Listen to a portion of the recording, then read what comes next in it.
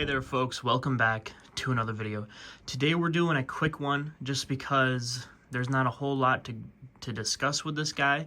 I'm more interested in getting to work on him and then ultimately doing a custom figure showcase. But this is the Marvel Legends Swamp Thing Build-A-Figure Netflix Daredevil. So without further ado, let's get into it. So I picked this guy up loose. I uploaded a short on the channel if you want to check that out. So yeah, I don't have the Build-A-Figure piece or the box or anything like that. I've been wanting to get my hands on this guy again to do a custom Netflix Daredevil. I actually had this guy originally when it first came out, but for some reason I returned it to go get a different figure or something like that. I'm not entirely sure. But yeah, so a lot of people will use this to make a custom Season 2 Daredevil and onwards, or they'll use it to make a custom She-Hulk Daredevil. This is based off Season 1 exclusively, and there's a lot more differences between the suit than just the head. A lot of differences that you'll see people, or changes that you'll see people make, are the gloves and the shins. They'll swap those out for pieces that are a little bit more accurate to Season 2, but the actual suit itself is actually got some pretty big differences, mostly in the legs, but it's got some differences than over the Season 2 and onward suit. So I want to make a custom that's specifically based off Season 1, but improves this figure immensely. But we can't really do that right now, so let's just go ahead and take a look at what we got. So for the most part, this dude's pretty cool. He's got some nice texturing on the suit, which if you have the box, then you'll see wasn't actually on the original render. But he's got some nice texturing throughout the suit, a lot of nice sculpting, and the proportions for the most part are pretty nice. I don't think they're very accurate to Charlie Cox, specifically in this suit, but yeah, they're okay. I mean, he's got wide shoulders, a Dorito-shaped torso. For the most part, that looks pretty nice. It's just not really what I prefer. I think that these shoulders should be brought in. I don't think the shoulders are the problem. I think the actual chest is a little bit too wide. I think it's stretched out. The head's too wide. The size of these shin guards are a little bit too thick, so it makes the whole leg look a little bit cylindrical. There's no real shape to it. And if you actually look at the way this suit looks in comparison to the other suits, this suit is supposed to be very, very form-fitting. In my personal opinion, the Season 1 suit is the best suit, and that does include the cowl. I really like that cowl. I actually seen somebody mention this on an Instagram post before, but the darker color that you're supposed to see on the forehead here, what is going on here? The darker color that you're supposed to see on the forehead is almost reminiscent of the way that they draw a Daredevil and Batman, where the forehead is kind of casted in shadow. And ever since I heard that person mention that, I really started liking that idea. And yeah, I like the armor on the gloves. I like these more tactical gloves with the forearm gauntlets a lot more than the just bulky red gloves that you see later on. I prefer, well, I won't say I prefer the shin guards over just laced up boots, but I do prefer this. So I guess you kind of have to, I mean, shin guards and gauntlets kind of go together, so yeah, I guess you gotta kind of have both there. But the actual, you know, coloring of these shoulder pads and then these pieces up here, those swap between seasons. The shape of this overall crotch area is a little bit different, and then also the kind of, there's just a lot of the patterning on the lower legs. But if you, like I said, if you look at the suit when Charlie Cox is wearing it in Season 1, it's very, very tight here, and in the arms, it's very form-fitting, whereas in Season 2, after the cowl is changed, they switch. The suit's completely different for the most part. The vest is really the only thing that stays the same, apart from the coloring up here, from what I can tell. But it's a lot more loose, and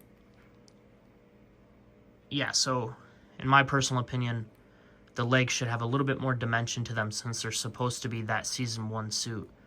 They should be a little bit thicker in comparison to this. And, yeah, I don't know.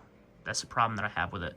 I'm kind of trying to figure out how I want to keep this design, but have it fit the overall proportions a little bit better.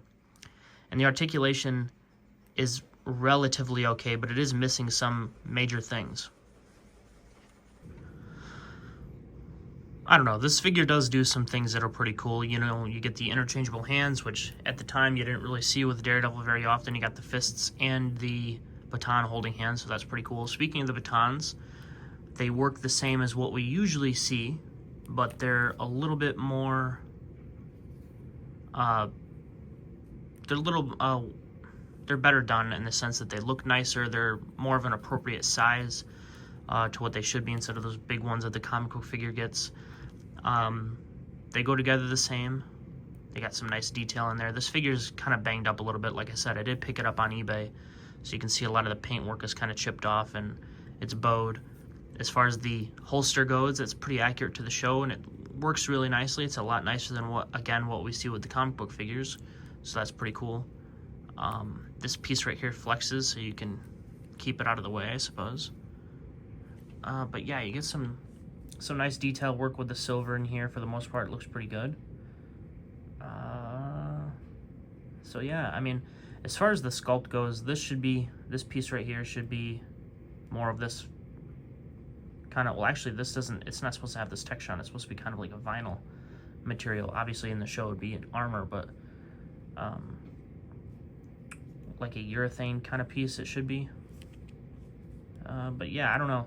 Like I said, when I look at this, I kind of see all the things that I want to do to it, so it's kind of hard to give an unbiased review, but there's just some weird sculpting things that they did here. One of the weird things that they did here is like the fists. They're like really wide this way, but then like super narrow this way. And if you don't believe me, then like look at that. That's strange. Super narrow. I don't like that. Compared to that, some people, you know, might not see what I'm seeing, but that looks narrow. And then you got that. That doesn't look great to me. These hands are like that too, and they're worse because they have the open gesture. So, you know, you have that, and then they're just so narrow. It's very strange. The head's super, super wide. His jaw is super wide. I do have some ideas on how to fix this head sculpt, but I would also like to get a custom one from a gentleman on YouTube, or not on YouTube, on Instagram. I have messaged him, but I haven't heard anything back yet, so I'm not sure. But yes, I don't know. You know, you get the black throughout. It looks like most of this is sculpted or molded in black, apart from the forearms and the boots, which makes sense. But yeah, they gave this figure like a ball jointed ankle. I would have much rather seen that engineering go into a butterfly joint in the torso. Possibly, that might just be me, but that's something I would prefer. But yeah, maybe let's take a look at the articulation, since we're on that subject. As far as the articulation goes, you get a ball joint with a hinge on the head. Let's go ahead and take a look at that. With that, it looks pretty good. I do like that. It moves up pretty far. If you adjust it properly, you can get it to look down all of the way, which is pretty cool. A little bit of wobbling in there, a little bit of tilt. Rotation, of course. Your arms will go all the way around, and you'll get some chewing. Again, like I said, this figure is used, so. Looks like it goes up about horizontally. You get your butterfly, or your bicep swivel. Your double jointed knees work out well enough. Doesn't look too bad either.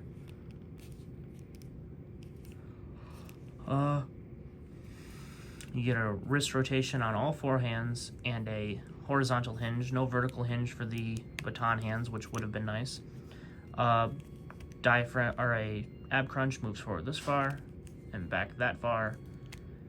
Then you get a waist swivel, which feels pretty good. It's about the only joint on this figure that feels good. So yeah, the legs move out pretty far, better than some Spider-Man figures.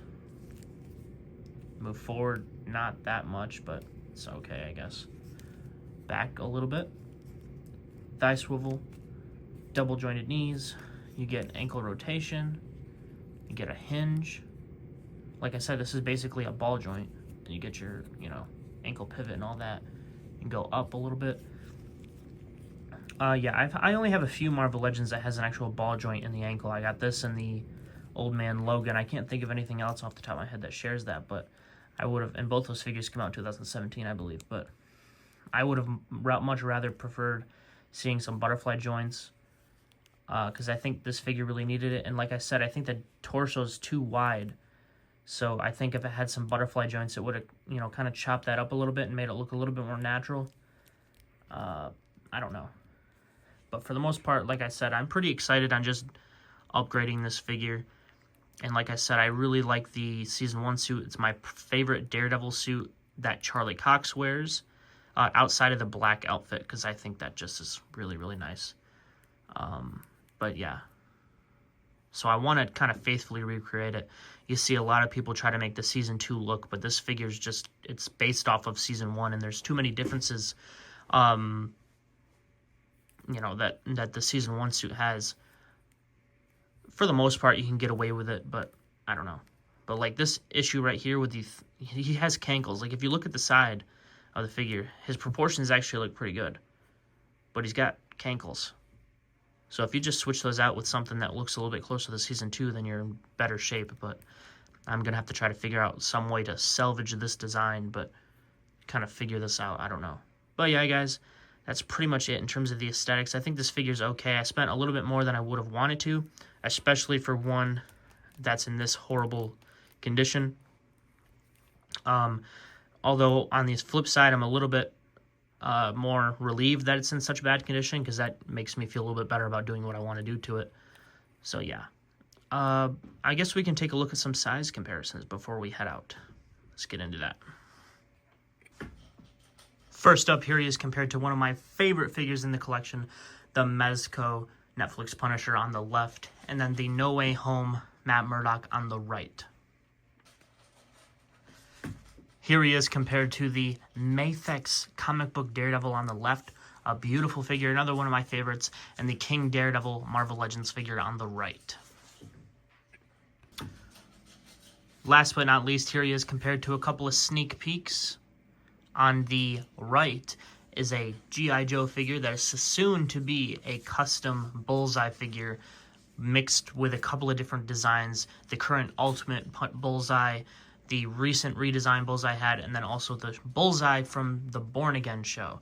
And on the left is a custom 2003 Ben Affleck Daredevil that is currently in the process. All those little yellow bits right there are sculpted elements right there, so there's a sneak peek of that. I gotta fix the pec, but other than that, I'm pretty happy with how it's coming along, so stay tuned for that. Alrighty, folks, so that's the review for the Netflix Daredevil. Would I recommend it? Sure, of course, but at the same time, this is the only logical, or the only actual option that you can get for this version of Daredevil. As popular as the series was, Mafex or Marvel Legends never gave it a second shot.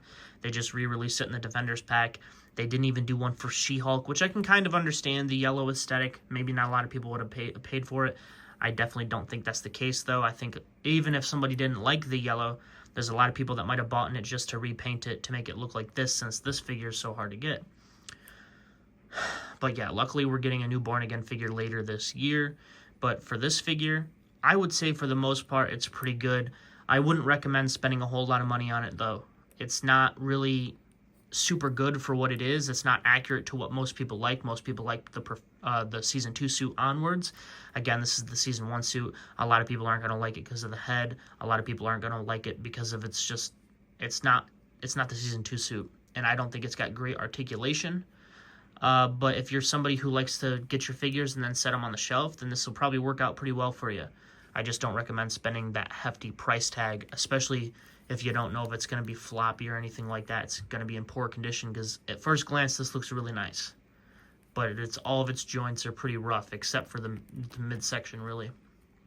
But yeah, if you can get them for a decent price, definitely add them to the collection, because this is, as of right now, this is the only Netflix Daredevil in the 1/12 scale that you can get, unless you want to spend even bigger price tags for the Mezco, which also doesn't have exactly what people want. It's not done very well in some regards. But yeah, that's pretty much it. If you guys liked the video, hit the like button, subscribe, notification bell, all that would be greatly appreciated if you desire to do so. And of course, Until next time, true believers.